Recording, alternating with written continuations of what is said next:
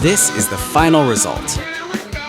A custom tweeter corner mount for the Toyota Yaris, cleanly installed. In this video, I'll show you how I made it. This is a Pioneer TS-250 tweeter. Flip the mount, line it up, and it snaps right into place.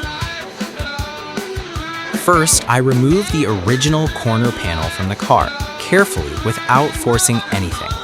Then I take out the clip, the same one used in the factory part.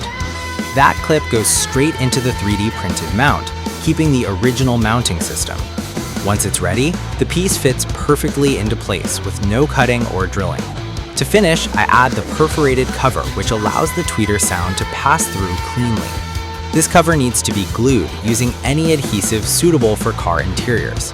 And that's it. Solid fit, clean install, and a factory-style look.